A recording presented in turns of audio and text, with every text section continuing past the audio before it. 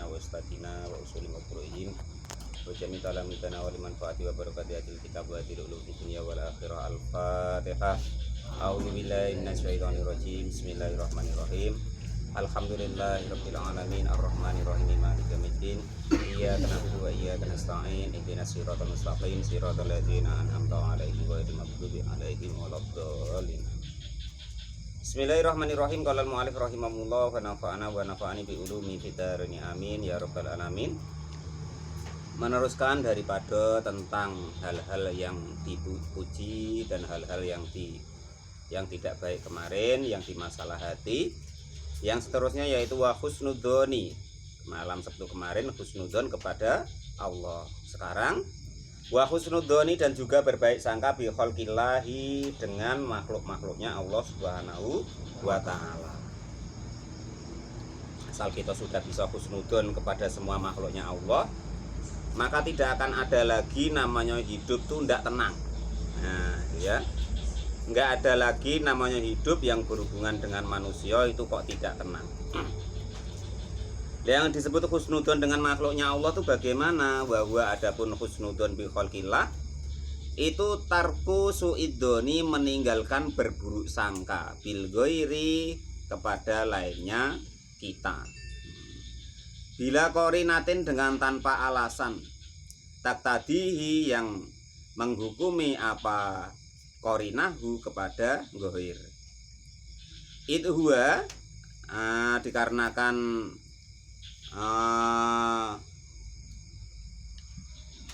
gohir itu al-hamilu yang memuat alal muzi atas sesuatu yang baik.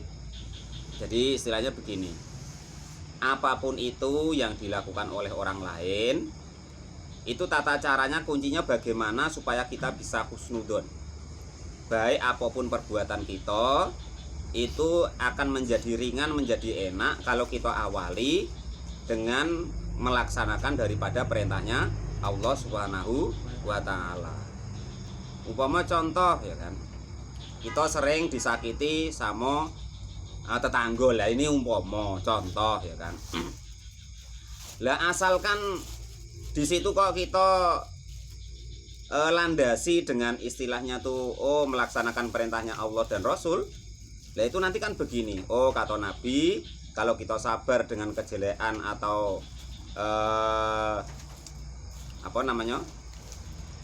jeleknya tetangga, maka kita akan dijanjikan oleh Allah kebaikan yang banyak. Nah itu seperti itu. Tapi kan sabar ada batasnya, nggak ada, sabar tuh nggak ada batasnya kok. Aduh itu kok edah yang keliru ya, katanya kok sabar kok ada batasnya, nggak ada. Memang ada hukum-hukum tertentu yang andaikan ada hal-hal terjadi itu boleh ibaratnya itu diganti hukum tersebut dengan hal yang lain. Tapi kok edah itu tidak benar ya, nggak ada kok. Wah sabar ada batasnya, nanti dihitungi sekali, 2 kali, 3 kali kok tidak nak. Wah sudah pokoknya tidak bisa seperti itu ya. Itu namanya hukum yang kacau, tidak memakai atas perintah Allah dan Rasul. Asal kita yaitu memuliakan tetangga apapun gawe dia sama kita, berarti kita melaksanakan perintahnya Allah dan Rasul. Mangkana yu'minu billahi wal yaumil akhir fal yukrim jarahu. Barang siapa kok menginginkan atau ingin meningkatkan imannya kepada Allah dan hari akhir, maka sebaiknya dia memuliakan tetangganya. Lah kita itu belum apa-apa. Kalau cuman diomyengi, digunjing sana sini. Lah Abu Hasan Asadili itu tetanggonya itu orang Yahudi. Jadi dia kebetulan tinggalnya itu di bawah, yang orang Yahudi itu di atas. Jadi setiap jam kira-kira jam 2 malam itu pasti tetanggonya itu kencing dari atas itu. Dia masuk ke ruangan beliau itu ditadahinya segala macam. Lah itu berlaku bertahun-tahun sampai 12 tahun. Lah itu sampai sabar seperti itu. Lah itu contoh-contoh kita ceritakan seperti ini apa? Berarti yang kita alami tentang masalah tetangga itu belum ada apa-apanya. Lah kalau kita sudah kita bakar itu rumah. Wong ngencingin tempat apa kok? Apa? Lah iya lah ini ibaratnya ada kayu jatuh di icak-icaknya ngaku tanah kita kan umpama. Atau ibaratnya tuh sampah dari apa namanya tanaman dia itu condong ke tanah kita. Lah itu sudah bersibuk ngotar ke sana ke sini. Lah ini Abu Hasan Basri Al-Basri ya. Itu seperti itu sampai 2 tahun. Kok 2 tahun, 12 tahun di kisahnya itu. Lah itu seperti itu saking karena melaksanakan perintahnya Allah dan Rasul. Ada juga beliau kisah tentang beliau. Jadi sama seorang pemuda itu dipanggil, kan? Nah, sama beliau dipanggil, ngarep masjid Kang, nyebrang masjid. Tengok ojo majune tekan masjid. Sampean kok tengok-tengok ngarep masjid ben dijemput. Ya wes. Itu seperti itu. Itu namanya ibaratnya tuh asal segala sesuatu tuh kita awali dengan karena melaksanakan perintahnya Allah dan Rasul, yo nanti apapun yang dikerjakan orang lain kita akan bisa menerimanya. Yaitu salah satu contoh lagi. Ada seorang ulama tuh dikerjoi sama anak muda yang degil-degil itu. Dipanggil, "Pak, kami butuh Bapak untuk apa?" Dia senyum bahagia untuk hadir. Sampai di situ dikatain lagi, "Wah, enggak jadi, Pak." Balik lagi. Sampai bolak-balik sampai 7 kali. Sampai anak-anak muda tuh heran yang jahil-jahil degil-degil tuh. "Loh, Bapak kok bisa ndak marah dengan kami itu macam mana wong kami kerja ini itu loh." "Loh, saya itu kamu panggil bahagia seneng itu ngapa? Karena melaksanakan perintahnya Allah bahwa saudara saya membutuhkan saya, perintahnya Allah dan Rasul suruh membantu.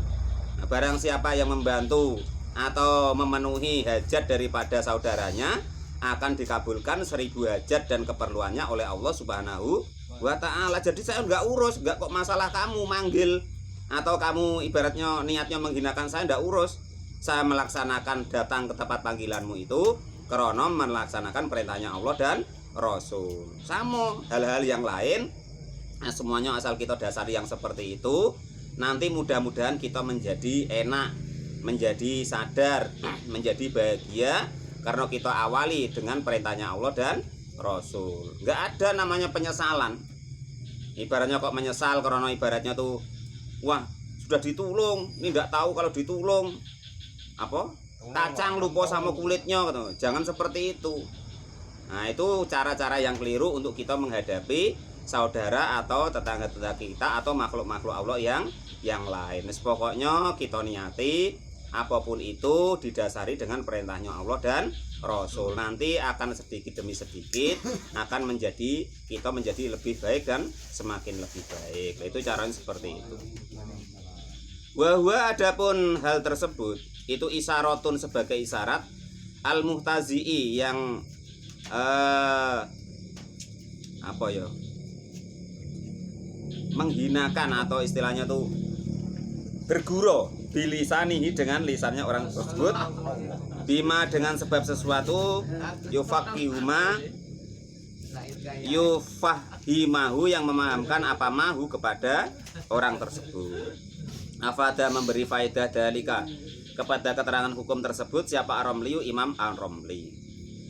Wa tariquhu dan jalannya, ya jalannya supaya kita bisa berbaik sangka dengan makhluk Allah itu adamul isgoi tanpa adanya atau menghilangkan mendengarkan serius lisai kepada orang yang berjalan. Alwasi artinya orang-orang yang sering berjalan kulu kilir, wan namami dan orang yang suka adu-adu.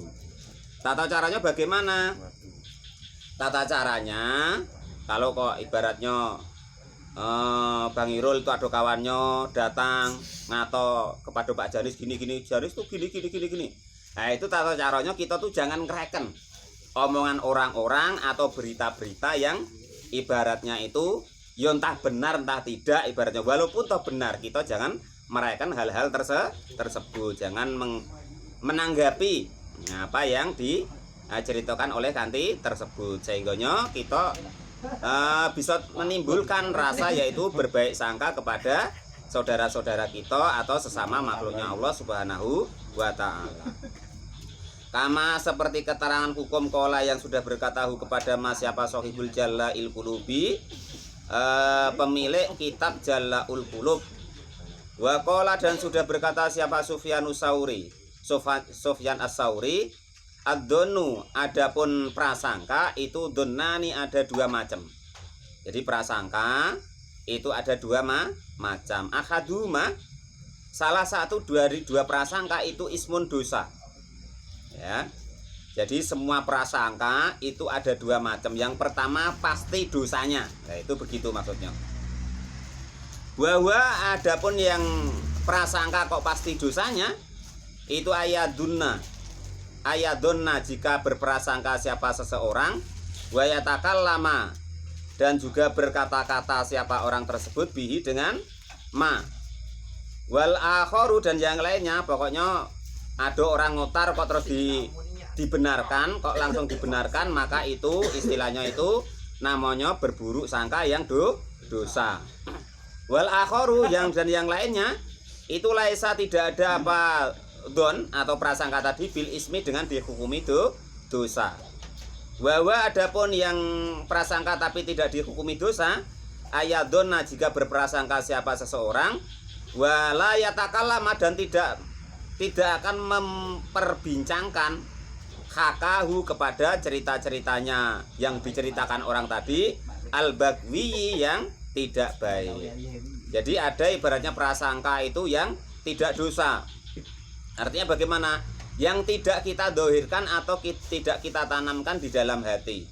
Dengar atau diceritai orang atau kita ibaratnya berprasangka tapi tidak dilahirkan, maka itu tidak dosa. Nah itu tidak dikatakan kepada orang lain. Wah itu loh, Wirul tuh mosok nimbang sawit begini-begini. Ah umpama kan sampai cerita sampai seperti itu. Nah padahal tidak seperti itu. Maka yang seperti itulah itu prasangka yang dosa. Kalau kok cuman kira-kira, nah terus ibaratnya hilang, mungkin tidak seperti itu. Nah itu namanya prasangka yang tidak dosa. Nah itu kira-kira begitu. Abot Pak Janis ya. Latihan Pak, latihan. Ya, latihan. Dan makanya kitab Sulam Taufik ini makin ke belakang nih makin memang untuk pendidikan nian untuk hati kita, ya belajar sedikit demi sedikit. Wa ta'dhimu sya'airallahi dan mengagungkan tanda-tanda kebesarannya Allah Subhanahu wa taala. Salah satu tata caranya begitu tadi ya. Apapun yang kita kerjakan itu usahakan karena melaksanakan perintahnya Allah. Entah kita sedekah, entah nulung orang, entah ibaratnya apapun itu karena melaksanakan perintahnya Allah, kan semuanya ada dasar-dasarnya. Entah tentang tetangga, kawan, segala macam kan ada tata caranya. Nah ya itu nanti kitabnya ada sendiri, namanya kitabnya Tambihul Ghafilin. Nah itu tata cara kita dengan tetangga bagaimana, dengan orang tua bagaimana, dengan guru bagaimana, dengan ulama bagaimana, dengan masyarakat bagaimana, dengan para pemimpin-pemimpin kita bagaimana, itu nanti ada kitabnya lain. Nah itu seperti itu tata caranya. Wes pokoknya itu kita melaksanakan sesuatu tuh, umpama kita diundang sama kanti. Yes pokoknya karena melaksanakan perintahnya Allah dan Rasul, karena andaikan kok ada undangan kita disuruh datang. Nah itu yang pertama, yang akhirnya nanti tidak menimbulkan karena kita niatnya sudah keliru, bukan karena Allah. Datang siapa tahu kakek nyembelih kambing, kita makan kambing, rupanya dah telok dah disuguhi. Nah ada akhirnya buruk sangka. Cuman kalau awalnya kita datang ke situ karena melaksanakan perintahnya Allah, yang tidak akan kecewa. Nah itu. Nah, lo sama dengan kalian umpama kan sudah niatnya nian ya kan, anak ngaji Pak guru nanti biar nengok. Lah rupanya gurunya tidak datang. Karena niatnya salah, ya kan? Rupanya gurunya tidak datang, tidak kecewa. Lah coba kalau dari rumah tuh niatnya, oh iya karena Allah dan Rasul merintahkan kita tolabul ilmi, ya tidak bakal kecewa. Wong yang penting sudah melaksanakan itu perkara bagaimanapun di situ, karena awalnya kita melaksanakan perintahnya Allah. Sama seumpama kalian besok jadi guru, jadi apa, ya asal niatnya karena Allah tidak bakal kecewa. Ngaji ada muridnya, tidak ada muridnya ya tidak urus. Penting niatnya melaksanakan perintahnya Allah, ya tidak akan kecewa. Nah, demikianlah kurang lebihnya sedikit uraian tentang menyiasati supaya kita dalam husnudon itu bisa melaksanakannya. Wal mu'alif rahimahullah wallahu alam bisawab wa ta'dimu sya'airallah wallahu alam bisawab. Alhamdulillah.